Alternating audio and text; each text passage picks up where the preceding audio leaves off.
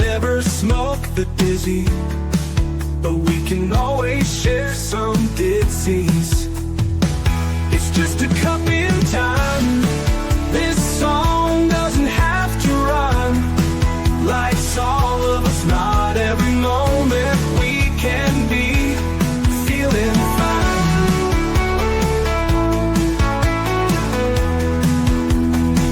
I wanna share a moment, just a second if you will, maybe even a cup of thrill. We could share this performance. It's tea time, come sit with me. Well, welcome guys, Miss Liz in the house, and I have the incredible Nicole Lee in the back, and we're going to be talking about her tea today. And her tea is master your inner world and you will master your outer world. That is the tea that we are serving tonight, this afternoon on Tea Time. I want to get everybody over to all the platforms, LinkedIn, Facebook, Instagram, Spotify, all of those good platforms, TikTok, YouTube. Give those a like, follow, and subscribe, and get these tea times out there because they do make a difference for the guest and for the listening audience out there who may resonate with these topics. So let's get started with disclaimer and then an intro, and then we're going to get Nicole in here and we're going to spill some tea together. Disclaimer for Miss Liz's Tea Time live show. Miss Liz's Tea Time is a global platform dedicating to sharing real life stories, diverse perspectives, and meaningful conversations that inspire awareness, healing, and connection. I'm Miss Liz is going live using StreamYard. Before leaving a comment during the live broadcast, please grant StreamYard permission to display your name at StreamYard.com.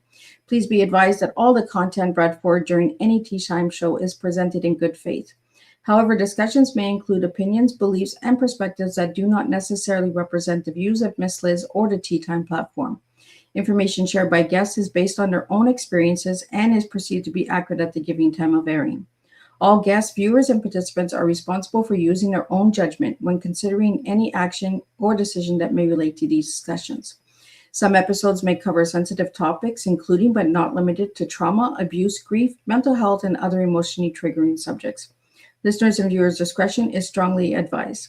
Tea Time with Miss Liz is an open discussion forum designed to offer insight, inspire awareness, and create connection. It is not a substitute for professional, medical, legal, or therapeutical advice. If you require professional support, please seek assistance from qualified professionals or trusted resources in your area. If you have questions regarding this disclaimer or the content of the discussion, you are welcome to contact me, aka Miss Liz, directly at my email at bookingmissliz@gmail.com or check my link tree at Miss Liz's Tea Time. By choosing to participate in, comment on, or view these live shows, you acknowledge and accept this disclaimer. Your participation is entirely voluntary. I, Miss Liz, welcomes you to join the conversation with an open heart. And if at any time you feel this platform is not right for you, I respect your wishes and decision and welcome you back whenever you are ready. Tea Time with Miss Liz is serving truth and awareness one cup at a time. Well, welcome to Tea Time with Miss Liz, where stories are shared with intention and every conversation reminds us that healing and growth are possible, even through life's most difficult chapters.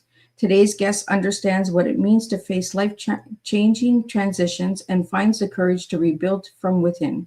Please join me in welcoming Nicole Lee, founder of Nicole Lee Global. Nicole's journey has been shaped by profound personal loss, grief, and the kind of life shifts that force us to pause and re-examine everything we thought we knew about ourselves.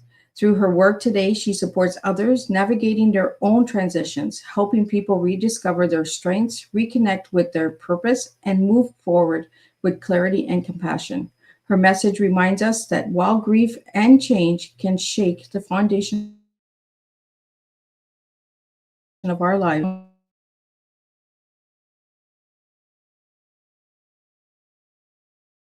building and the courage it takes to rediscover yourself after life has changed the path. And let me get Nicole in here and let's spill some tea. Hey, Miss Liz. Hi, dear. Well, welcome to Tea Time, Nicole. Thank you so much for having me and such a beautiful introduction. Thank you so much. Well, thank you. Nicole, let's get into your tea and who you are, but we're going to start with the first rabbit hole of Miss Liz. Who was Nicole as a little girl and who is Nicole now? Oh my gosh. Little Nicole Little Nikki, as I will call myself, was bold, outspoken, adventurous, and a little leader. I mean, she and a little Miss Know It All, and so not much has changed. I think the difference is through my learning is to recognize that sometimes leading is actually to be behind the scenes, right? But I think I'm very much the same. It's so funny. I posted maybe last year a picture of myself, and people have known me a majority of my life are like, oh my gosh, it's still the same Nick. So that's how I would describe it. I think I've just, I will say this too, because we're talking about tea and healing. I had some insecurities as a child that have bubbled up as an adult through my healing process. So I've healed a little bit of little Nikki, who was sometimes felt outcasted by being a little bold and a little outspoken. So I'll just add that too. So we've healed a few of little Nikki's wounds along the way. Well, Nikki, let's get into your tea because you gave me the tea. Master your inner world, and you will master the outer world. Yes. Why'd you give me that for your tea?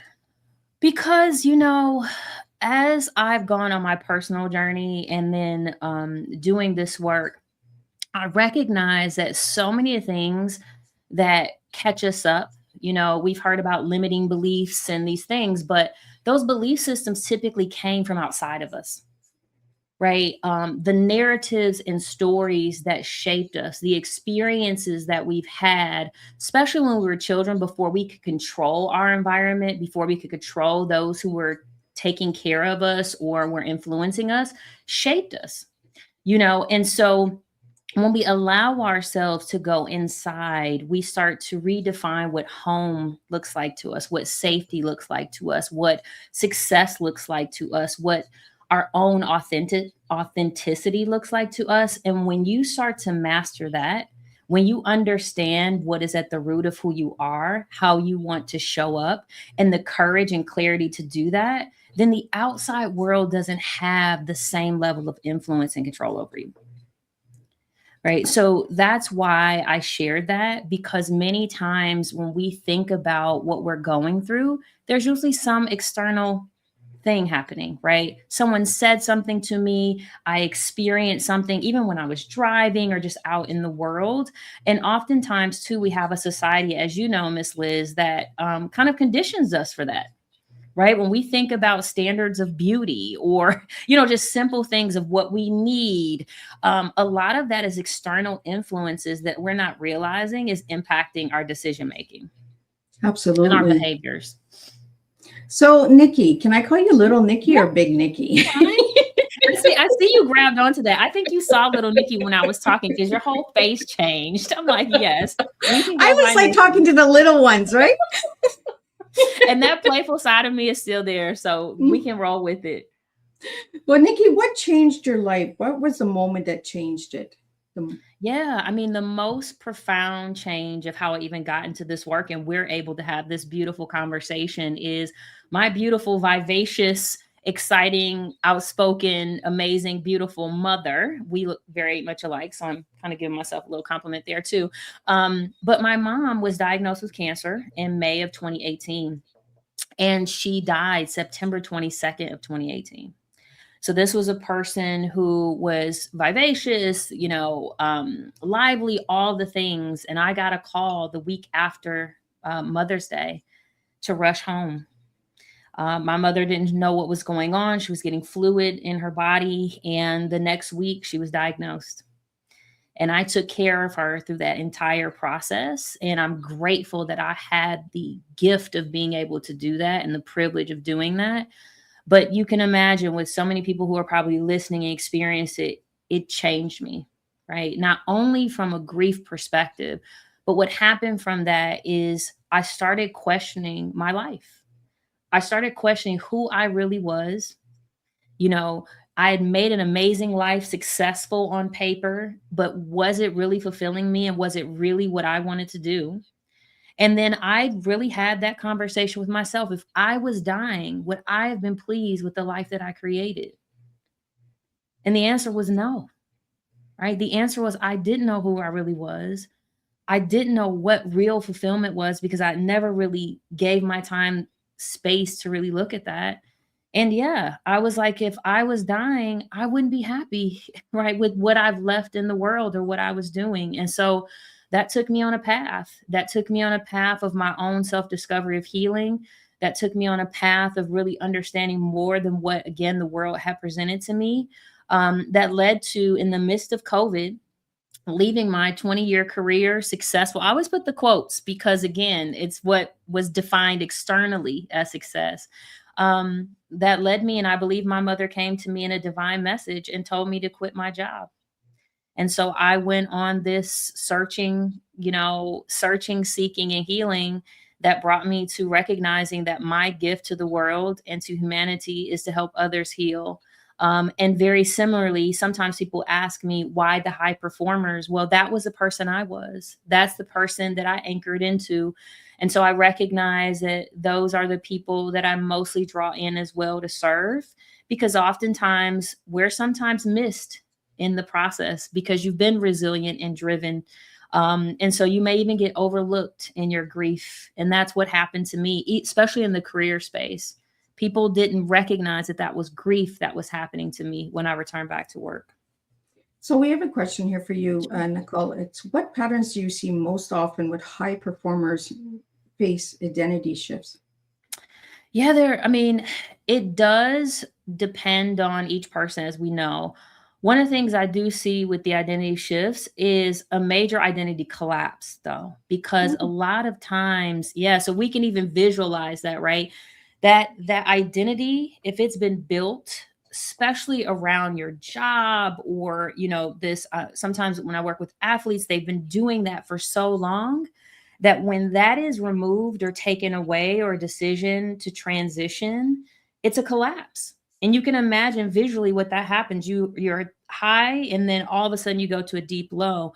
And so that's a major one I see. And just like I said with my situation, is who am I? Who am I outside of this role, this job, this money, the car, the things? And that's where the collapse happens. Right. And so that's where sometimes the depth or the significance or the impact of the grief can be intense.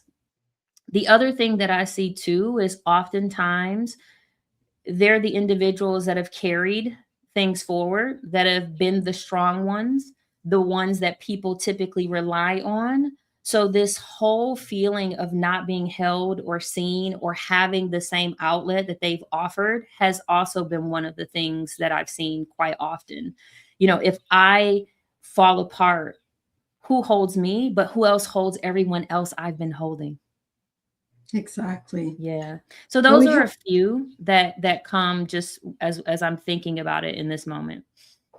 So we have a couple more questions that are coming in. So I'm going to get those up to you. If you could answer them for me, Nicole.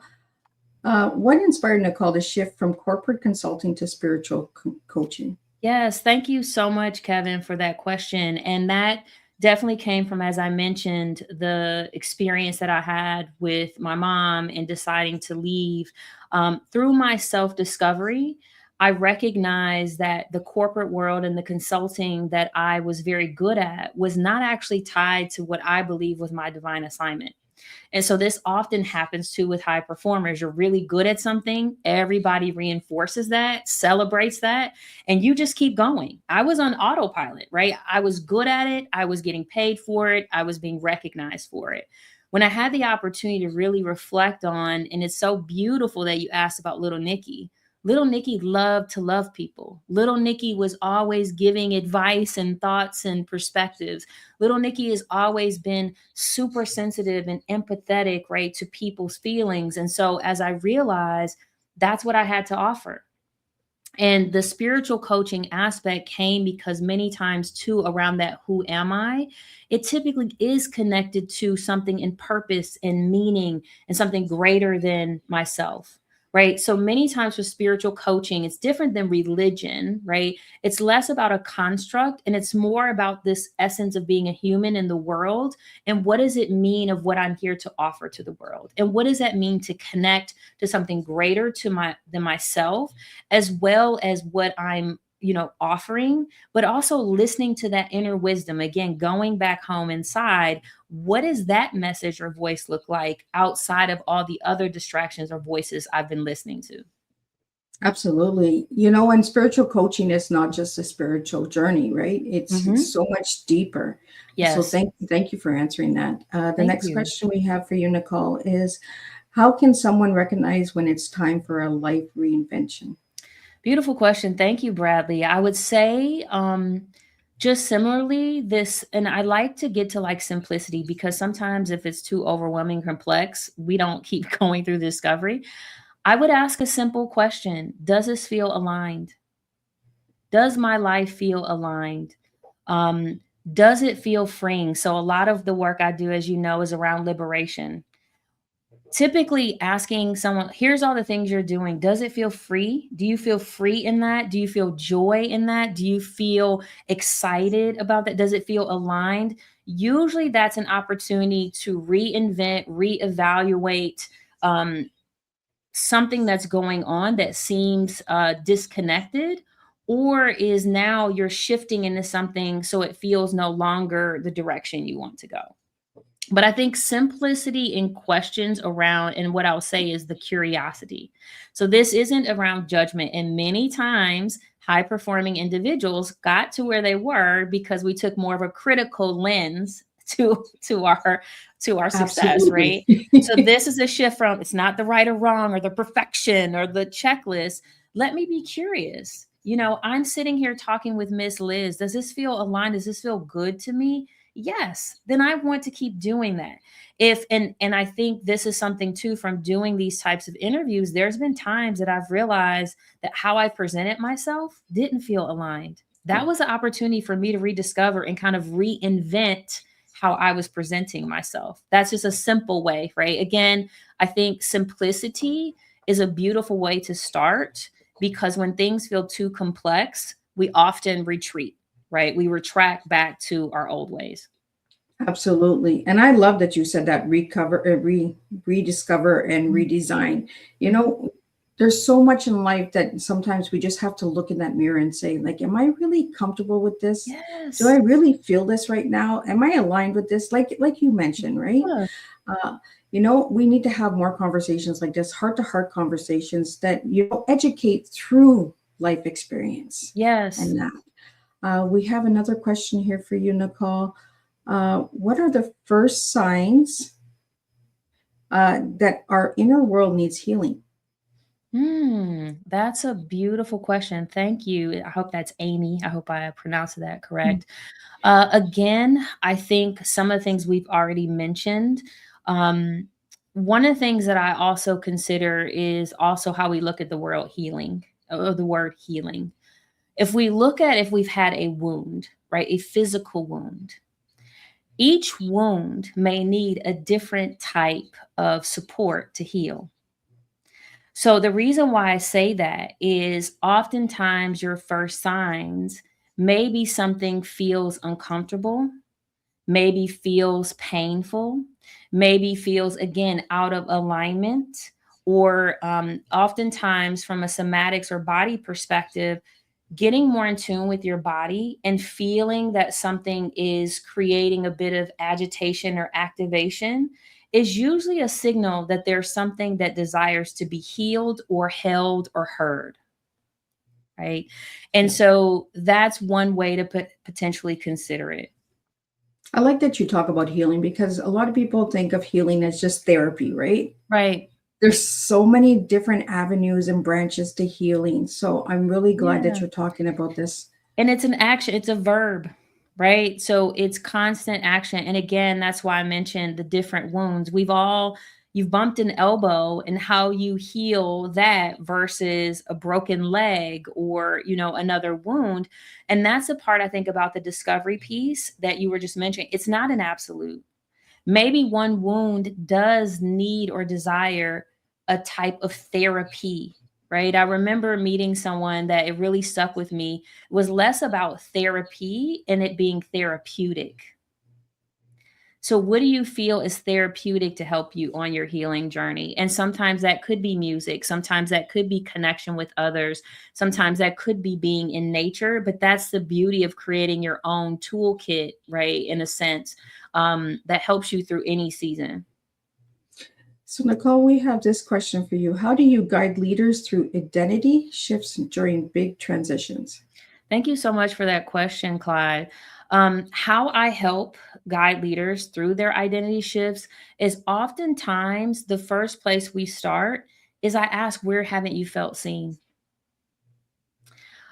Again, what I've experienced is when we don't feel seen, we don't feel safe.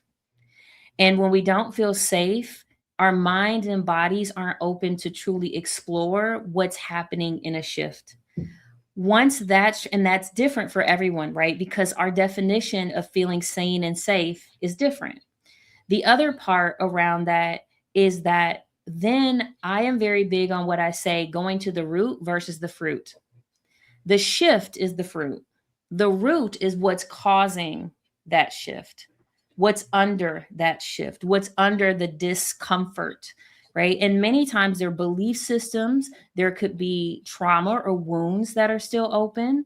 There are cultural elements, traditional elements that will influence perhaps how your process goes or where you may be activated or triggered. And I like to use either word because some people that the word trigger just feels very uncomfortable. So even just being activated, that something needs to shift. But that's usually where I start because, again, I think there's an assumption that leaders or high performers have an awareness of what's going on inside of them. But many times we've been taught to be outside of ourselves. So a lot of the work is embodying, reconnecting with self so that you can start seeing what's happening. Because the shift is not, again, just an external shift. It's a shift internally, biologically, emotionally, and physically, and often spiritually. You know, I liked the way that you're sharing this because Oh, thank activate, you. over, trigger. You know, we hear these hard words and then we remove ourselves, right? Yes. Instead Yeah. of healing and moving towards the wound, we run from it Yes. because it hurts. It's Mhm. uncomfortable. But using different words opens up different ways of healing and connecting. Yes, and I love that you said that because that's one of the big things that I learned about myself and that I help others with. Again, we've been conditioned to use certain language. One thing is recognizing how that language feels. So if you, for example, with my clients, many are used to homework. They work with coaches like, what's my homework? I said, how does homework feel? It does not feel, Who wants to do right? homework, The right? body gets tight and rigid. We remember when we were little kids and we had the homework assignment, or, if you're high performer, especially in a corporate space, you're always writing emails and you're in meetings and everything. So what we don't want to do is use language that feels restrictive and contractive, or it takes you back into the judgment space. Now you're doing, am I going to do the homework perfectly? Right? Am I going to get the assignment right? So oftentimes I say, what would feel good? Right? It might be your life design. It Yeah. might be your curiosity list. It might be my adventure to rediscovering myself. That feels different. I have a client that we were like, how am I adding color to my life? Because things have been so black and white or gray. So that's one thing I would say for anyone.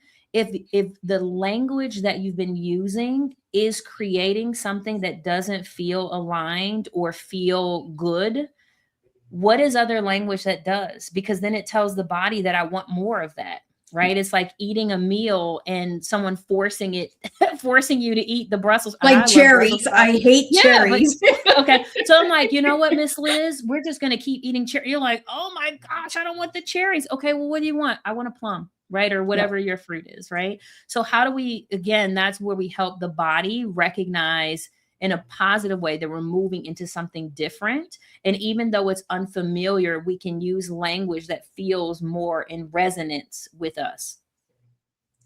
We have a question here, and it says, how can grief become a path towards personal transformation?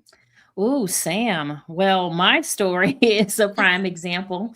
I think the thing too that we recognize is that we often, just like my situation, we put a lot of emphasis and understanding around grief as it relates to a loss of a loved one, and I'm grateful that that is an area that we focus on. However, what really helped me recognize and work through my grief was recognizing all the other things I had grieved, right? There was a loss of identity, there was a loss when I left my career, what that meant around those pieces. And so if we allow ourselves to look at all of our losses and understanding how all different types of loss, the loss of the job, the loss of a connection, the loss of someone who's still alive because maybe the relationship has changed, and allowing ourselves to better understand and feel what's going on inside of us, then we can start to discover, as we allow ourselves to heal, what is for me, right? How is this working to transform what's available to me? And the reason why I say that too, Liz, is there's a lot of language around this didn't happen to me, it happened for me. I respect those who say that. I will say this though, in my experience and with my clients, what has been helpful is acknowledging something did happen first, right? That something did happen to me or a circumstance that did happen to me. However, by allowing myself to be seen and acknowledging that, then through my healing process, can I look for the meaning, the purpose, and the transformation that this may afford me? Me first losing my mother, there was no personal transformation opportunity. I was devastated. So if someone would have told me this isn't happening to you, it's happening for you, you might have gotten a few exclusives. Okay. Right. A good sock to the head. You might have got the other Nikki. Okay. The Nikki that would have all the little squigglies about what's coming out of my mouth. Right. So I just want to share that because I hope that helps someone feel seen, because I think the intentions are good. But again, if we are not allowing ourselves and others a container and space to work through that, to process that, to then just bypass it to get to meaning and purpose, that's where I see people suffering. Because now you're like, I need to find the meaning for this. I need to find, where it's going to transform me. When you haven't allowed yourself to grieve, to navigate the wounds that need healed, that need time, that need attention, that need care. Well, one word that you said that really stands out for me is acknowledge. Mm-hmm. Acknowledging is a big way of understanding what someone is going through. Yes. Instead of saying, oh, it's not that bad, or, this had to happen, or Yeah. you'll be better, or they're no longer in pain. There's so many things that we don't need to hear, and that we need to just be acknowledged that we're hurting at that time. Yes. And Liz, I love that you shared that, because we know that the intentions are good. I think the piece that you're also sharing is being mindful and being aware. Again, the way our brains and bodies work, we'll just be on autopilot, and we're not realizing what we're saying and how it could impact another person. The other thing too, particularly around our culture, particularly in the westernized way, we intellectualize everything. Yeah. And we forget about the actual feeling of the thing. So I can know that my mother's in a better place. That doesn't change how I feel. Right? I can know that relationship wasn't good for me, but that doesn't change how I feel. And biochemically, our body goes through a pain and reward oscillation process. It is seeing the pain, but wanting the pleasure or reward that we felt. So that's why we can go back and forth. We can know, but we can also still feel the pain of it. So I just wanted to acknowledge that, and I'm grateful that you brought that up, because I think the reason why sometimes we do say those things, or people say those things, because we focus so much on the intellectual side of things. Yeah. That makes sense, right? But that does not change the feeling. Exactly. Yes. Right? Emotions are just as important. A question we have here is, how can high performers slow down and reconnect with themselves? Oh, Jeffrey. I think we all need to slow down more, right? One of the quick things that I find, because again, high performers will often say, I don't have time. Right. Or they have time for the things they've already listed. And if you're a biohacker, right, you're doing your cold plunges and your saunas and all these things. What I always say is you may not have 60 minutes, but you have 60 seconds. Ooh. Most people, because I love negotiating and bargaining with people, right? So when I ask, you have 60 seconds, they're like, yes. One simple thing you can do that is so powerful, because we're talking about feelings, and I'll share with the heart. The heart is actually your regulator. Your heart actually speaks more to your brain and body than vice versa. They work together. So one simple hack that I give for any high performer is to do breaths that go through your heart. It's called heart focused breathing. You can close your eyes. You can put your hands over your chest. You begin to breathe deeply in inhale and exhale. And then you just feel and breathe through your heart. And you feel the balance between your heart and your thoughts, your thoughts and your emotions. And then I invite you to consider one thing you're grateful for. And just feel that energy flowing through your body for, say, 1 or 2 minutes. That's one easy way to reconnect to yourself. The other interesting fact is when we close our eyes, we cut off 80% of the stimuli that has us going in other places. So if you're a high performer and say you're getting ready for a meeting and you're trying to think of all the things, I invite you to close your eyes, take that deep breath. It allows you to go back into yourself. Our eyes are beautiful, but they scan everything. And the world that we live in, we scan even more because we're in unfamiliar places with unfamiliar people. So we're actually in a more heightened state than we traditionally would be, because we're not in a lot of familiarity just in our typical environments. You know, life has really changed a lot for us Mhm. in society, in systems, in programmings, in a lot of stuff, right? Mhm. Our brains are on go all the time, All the time.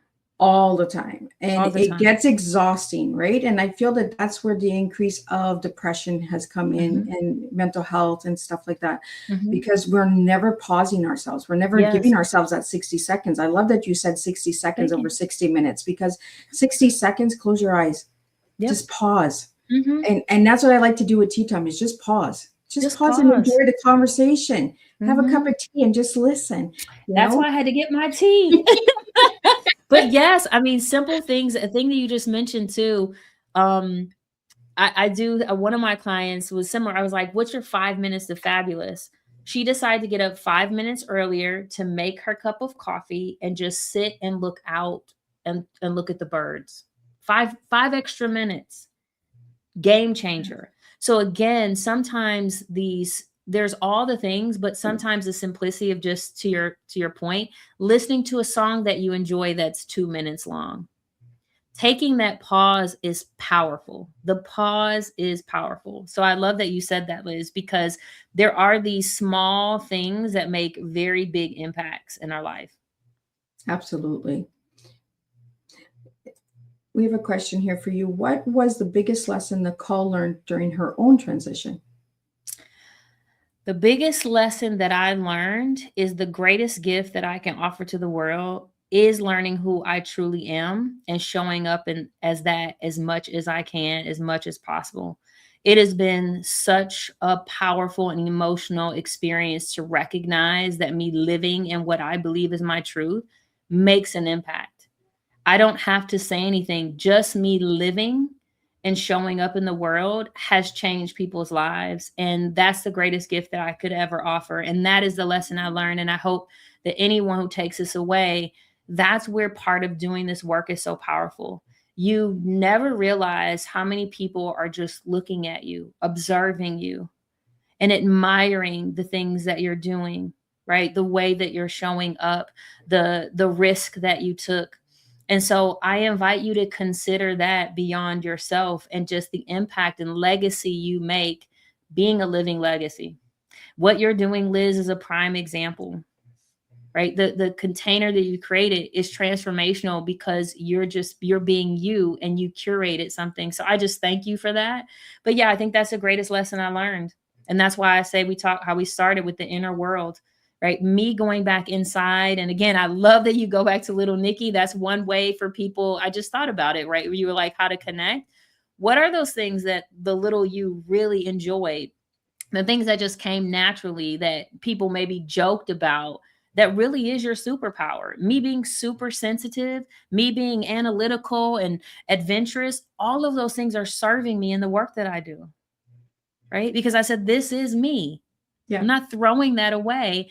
I am bringing it in. And how do I use that as my superpower to not only serve myself, but humanity?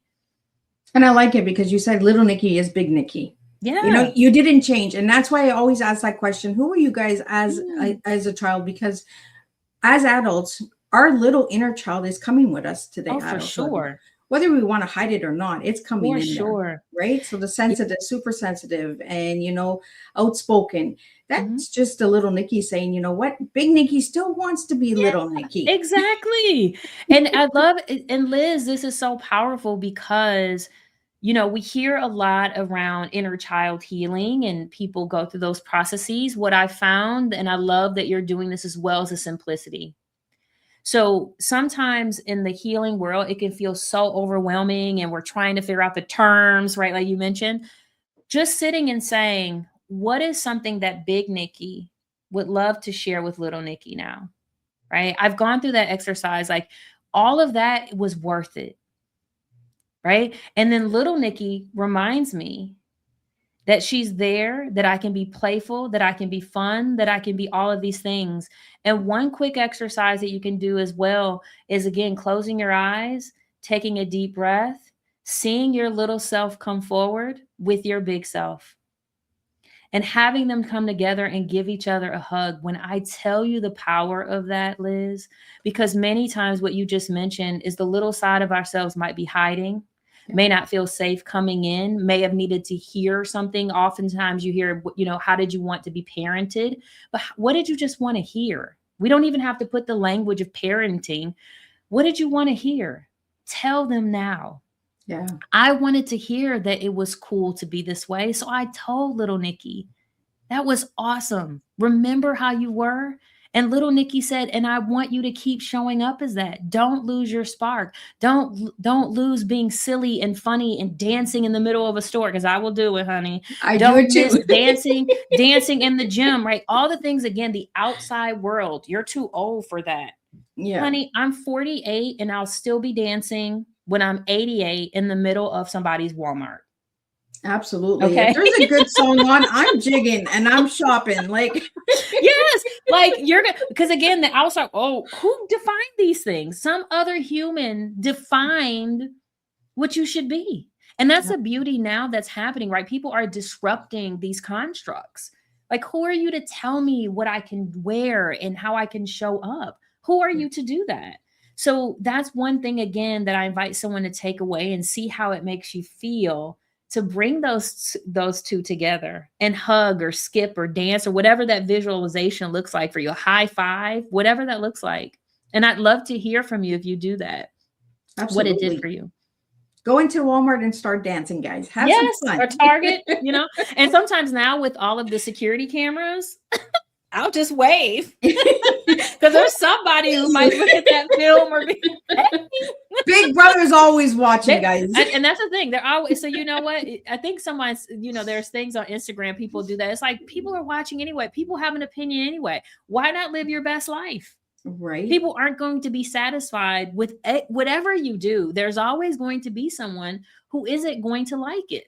So you might as well live in that full being. However, what I will say is going through the self-discovery to sense and feel that it is you, because people say be your authentic self, but have you actually discovered what authenticity is for you? If you haven't, go on that journey. Absolutely. We have questions coming in, so I want to get them out to you so we can get them answered. Okay. The next one we have here is, how can people overcome fear when reinventing their lives? That's a beautiful question. Thank you. Fear, what I say is fear is your friend. So again, oftentimes we hear language, which again, I honor everyone's perspective. My perspective is that didn't work for me to say I'm fearless. Right? I know that my body has a mechanism that is telling me when something feels uncomfortable or unsafe. So what I went through, and I often work with my clients, I said, what if you saw fear as your friend? What if you saw fear as the person that's closest to you, that knows all the things about you, that's coming up because they know that you've gone through similar situations and it was uncomfortable or it was unsafe or it was painful? What would you say to that friend? 9 times out of 10, the person says, but you're not that person anymore. You have help. You have support. You're ready. You did the work. So I invite you to have a conversation with your fear, not to resist or try to override it. That is where I found that then people are co-creating their own experience to say, okay, now I'm ready. The second part is, again, incremental steps. Oftentimes, too, as high performers, because you've been doing sprints in 100 miles an hour because you've gotten to that point, this may be unique and unfamiliar. You didn't learn how to speak your language overnight. You learned the ABCs and the one, two, threes. So oftentimes, or in another language, your os and your base. And so over time, just taking, what's that one step? What's the one step that we can take today that makes you get on that progressive path?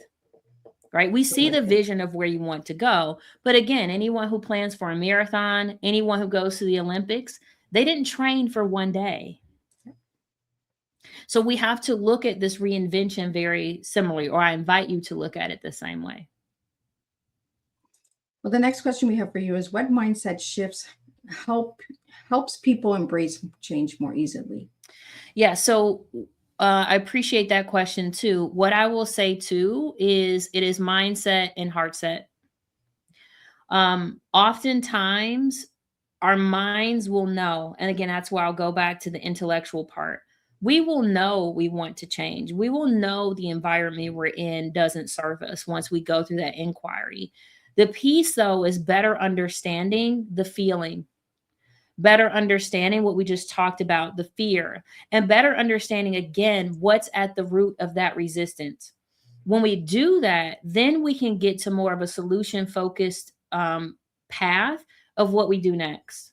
Again, I'm very big on taking a step back and let's look at what happened before this experience, because often, as we know, there are those wounds or the hidden places that we haven't given ourselves the opportunity or luxury to reflect on and sit with. And the next one we have for you, Nicole, is, what are common struggles leaders face during personal transformation? Yeah, so some of the common struggles, again, I would say with their transformation or shift is, again, identity. For the most part, any change that we're going through is based on something we've had familiar that is no longer, going into the unfamiliar or the unknown. And that struggle of the unknown, especially when you're used to a predictability, is where there can be resistance, that challenge. The identity piece, again, is this is what I've created. Who will I be in this other world? Right. The third part, too, that we often forget is the relationships that are impacted as a result of our transformations. So, me wanting to change, but also recognizing that could change everyone around me, that can be very difficult and be a struggle of why many people stay in the same place. Better understanding how to work through that, having the language, the communication to be able to go through that process. But that's a loss in itself as well that we have to work through and understand the grief of our transformation. Every change has an element of loss. It's just the intensity that is aligned to that that either propels us forward or we take a step back. And that's what we're really wanting to get to. This struggle, what is underneath it, right? Again, a lot of things we go through are symptomatic. They're the outward facing, but there's typically something underneath that is keeping us in a pause or a struggle or in a stuck state. Nicole, how do you feel about this question? Because I really like this question that's coming up next. How important is community support during life transitions? Oh, Maria is so important. It is so important. And one thing I will say too is oftentimes in the environments that we've been in, we're not evaluating what a nourishing community looks like to us. That word has been used so much that there's a difference between a group and community, Yeah. right? So you might be part of a lot of groups, but what does communing mean to you? What is the nourishment or the support that you're desiring?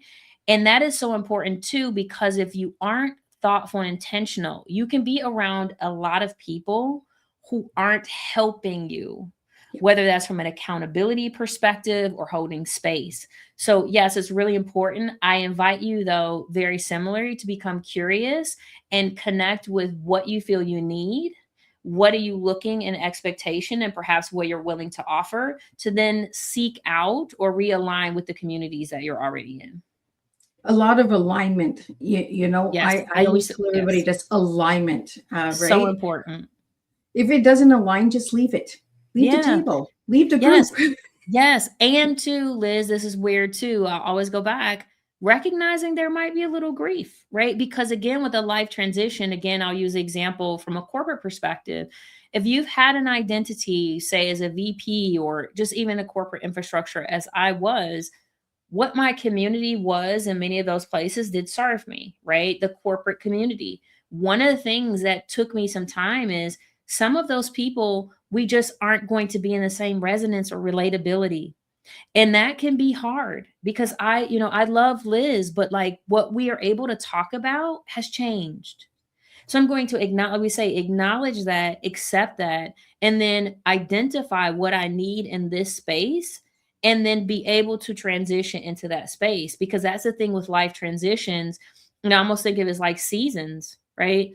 The leaves oftentimes fall off the tree. Sometimes people fall off in our lives because we're going into a new season and we're blooming something different. And giving ourselves that time and space to recognize that is important. I like it. Transitions are like seasons, and Yeah. spring is coming, so there's new Yeah. blooms, new seeds, new growth, new New changes. growth. Yes. And you're blooming something different, right? And so you may be, you're no longer a cherry tree, right? I hate cherries. Anybody that knows Miss Liz knows I do not like. I My am so grandchildren grateful even know I that. They're know like, that, Nanny, Liz, don't. 'cause My grandkids are like, Nanny, you don't like cherries? I was like, no, they're yes. gross. So we're You so can we're eat them, making but sure Liz doesn't show up in a cherry lovers convention. I will come, but I will not eat the cherry. The next question we have for you, Nicole, is what message would you give someone standing at a major life crossroad today? Yeah, I would give what message would I give them?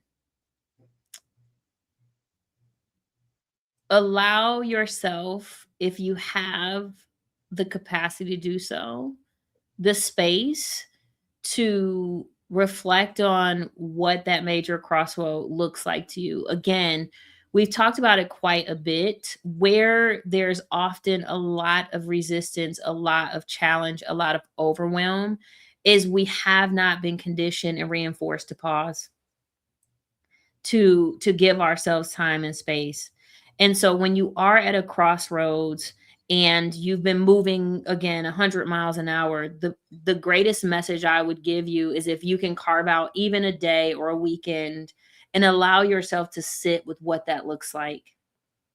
What does that crossroad look like? Even looking at what you feel are the trade-offs, because again, any transition we make, there is a trade-off. We can have grief and gratitude. We can be excited and still feel that we're losing something. So I also offer that. What are the trade-offs? Me going into this new life means that this maybe have to be let go or shift. How does that feel? And then again, it feeds nicely in what we were talking about. Then what do I need in this new space? Do I need a coach or a therapist or a friend that has the capacity or capability to help me kind of think through what this crossroad looks like? Because the other thing I'll say, oftentimes we haven't considered what I call, and I just mentioned the 2 C's. Does the person have capacity and capability? Oftentimes, Liz, we may go into places and we're asking for advice from someone who might have the capacity, they can hold space, but they may not be capable to support you in moving forward or getting clarity. The other flip side happens, someone's highly capable, but they're busy. They can't hold space for you. They can't fully be present. And that can be activating or triggering. So I always invite individuals to consider the person that you're connecting to, asking for support and assistance, ensuring they have the capacity and capability to do so. You know, I'm getting a lot from this conversation, and I got a lot of notes down here. So we're going to have a lot of good feedbacks and food for thoughts for everybody once it is uploaded, because we want the conversation to continue. Like, I want these tea times to continue. So when you're joining tea time and you're asking your questions and you have other questions once we're done the lives, reach out, connect with my guest. Nicole, I want to get into some fun stuff now. Okay. Let's get into your colors, because when I asked you your favorite colors, you actually gave me 3 colors. Yeah. So you gave me pink, yes, turquoise, and gold. Yes.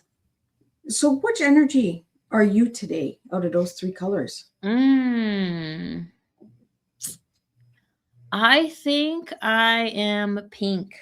I'm going to go with the pink. Yes. It's interesting because because you have on a pink top, right? I'm wearing the colors that you gave me. So I noticed, I was like, wait a minute, look at you, you're so intentional. Yeah, like my heart is just, oftentimes in the, healing world, we look at pink as tied to love, the heart, and so I'm just grateful. I'm filled with that type of loving joy. So I would say pink today. And I actually like those 3 colors together because they make a nice, beautiful painting. Oh, thank you. Like when you blend those 3 colors together, the turquoise, the pink, and the gold, it's like a beautiful marble. Yeah. Yeah. So that was why I had to look up, because I was like, I wanted to actually swirl them.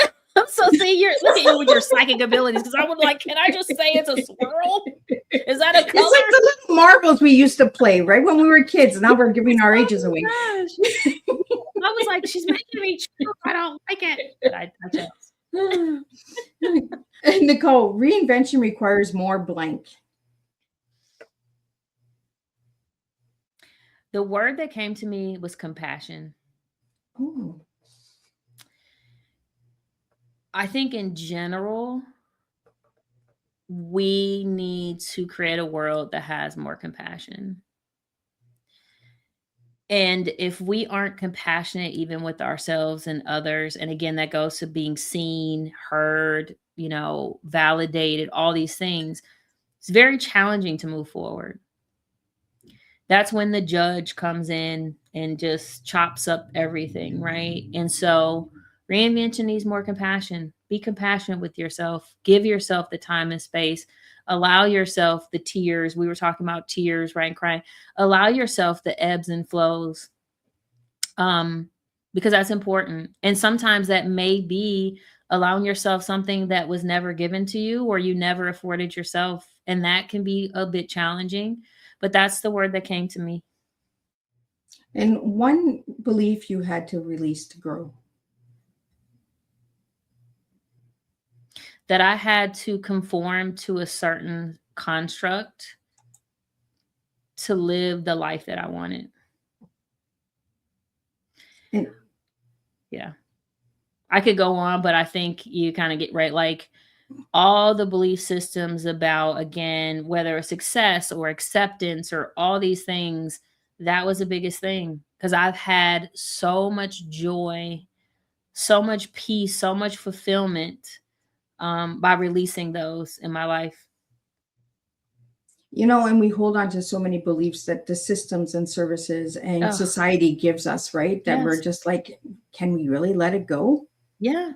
And because we're creatures of habit, that's why I say, like, the disruptor part, I'd accept I'm a positive disruptor. And a lot of times you don't even hear that. You're a positive disruptor. You're saying, hey, we're going to come together, connect, we're going to have these conversations, you're going to be you. That is necessary because we're naturally creatures of habit, tradition. If we aren't checking in on if that serves us and humanity and where we are, we will stay stuck. Right. And so we have to allow ourselves to be comfortable with questioning and curiosity again, and not judgment, but I'm curious, does that really work for us now? Is that law from 1842, is it really serving us? Probably not. Let it Right. go. And taking the emotional, because again, we get attached, right? There's this attachment, this internalized attachment.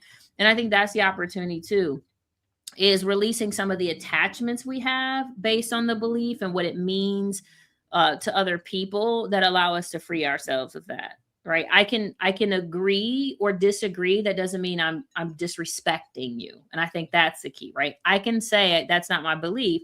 And again, you even on our session, right? I said, I acknowledge that may work for other people. I'm not here to tell you that it doesn't work. I'm just here to tell you it didn't work for me. And it may not work for people that I work with.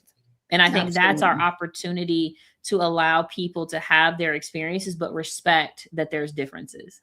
Right. And there's different perspectives. That's why that's in the disclaimer right at the beginning. You know, Exactly. we can have a clean conversation and a clean debate. We don't have to agree. Yes. We can care to disagree, you know, but have a nice, clean conversation. Yep. So you gave me the word unicorn to describe yourself. So Yes. what does being a unicorn mean in your personal journey? It means accepting that in a society, again, where some of the things we talked about, I will be seen as different. Right. I will not blend in. I think many people have probably seen on the internet at some point where they have all the zebras, right? The black and white zebras. And then there's the one with all the colors, right? Or even people have been considered black sheep. We've looked at that as a negative thing, right? But really, the black sheep is standing out in a different way. And so the unicorn, to me, just the symbolism of it is the unique, the mysticism, the connection, the divine, but also just recognizing that I will be different. And that's part of my job. I like just it. who I am. I love when people are different and you're not inside your boxes. Get out of your boxes. Yes, get out of your boxes. And guess what? Somebody else created the darn box. And if you create the box, that means it's even easier for you to tear it down or repaint it. But yeah, I just love the unit, and I just love unicorns. I love the coloring. But yeah, that's really what it is this unique little being walking through. I say I'm a unicorn on skates because, you know, you could probably tell by my personality, Liz. Roller skates or skates? I probably should have been a dancer or something because, yeah, I'm living my best life. I can see you in the roller skates in Walmart jigging away with your unicorn. We might have to get that. And if I end up doing it, Liz, you're going to be the first person I tag on social media. And I'm going to say thank you to Liz for allowing this other side of me to come out. So Nicole, what is your final message and how can people reach out to you and what services do you offer? Yes. My final message is allow yourself to explore. Give yourself permission to rediscover, to explore, to find new things, new exciting elements in your life, whether you're 5 or 105 or maybe 155, right? It's never too late. It's probably the core. Now that I think about it, that's the real message. It's never too late. And I can be reached. Thank you so much for your intentionality, Liz. There's my website. I can be reached through there.